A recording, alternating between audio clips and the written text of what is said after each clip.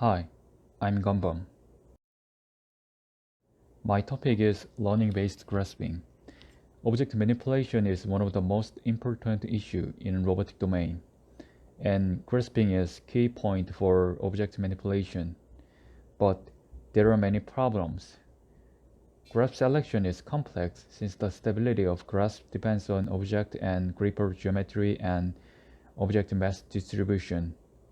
Also, data uncertainty is important issue.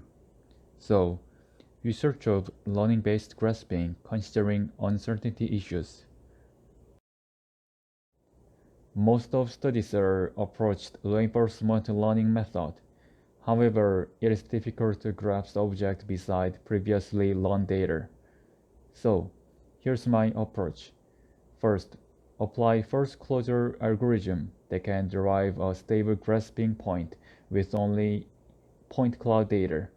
Second, select grasping point conservatively with 3-finger gripper instead of 2-finger gripper.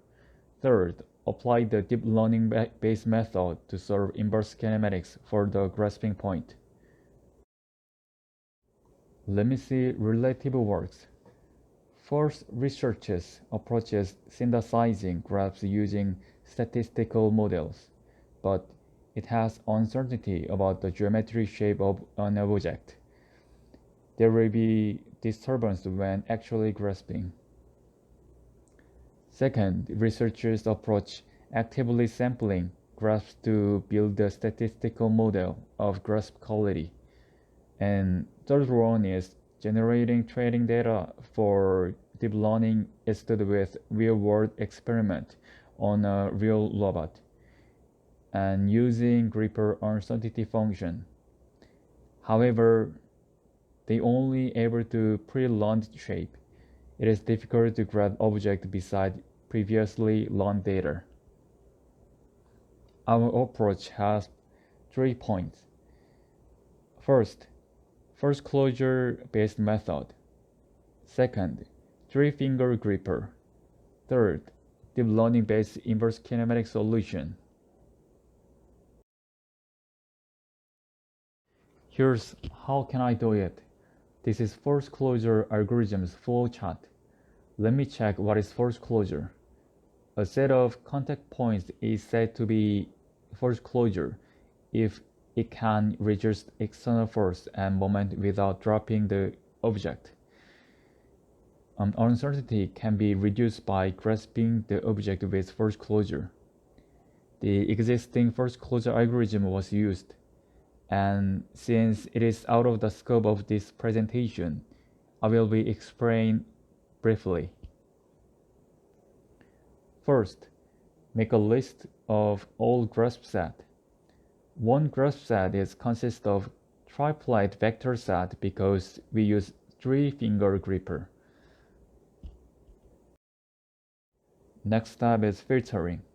We filter the dataset by necessary and sufficient condition of first closure. Let's move on theoretical background. And next, these are filtered by grasping quality. The effect of inertial and gravitational force on grasp is minimized when the distance between the object center of mass is minimized. Therefore, based on this, calculate the grasp quality for all grasp set entered as input. Finally, to determine it is feasible vector or not, we have to solve the inverse kinematics to the gripper fingertip at the point selected through the algorithm, but there are many problems. Important issue is input data. Insufficient input data to solve inverse kinematics. We have just position and z-axis because there's no fixed vector except the vector perpendicular to the surface of the object. X-axis, y-axis was not decided. This is very important point. It is impossible to solve inverse kinematics using analytical method and numerical method. In analytical method, these are countless values. In numerical method, lack of input data is critical problem. So I solve inverse kinematics using feed-forward neural network. We have to find gripper joint angle only using point position and z-axis, neglecting x-axis, y-axis. When training dataset, input only position and z-axis. So ground truth data consists of position, z-axis, and joint angle at that condition.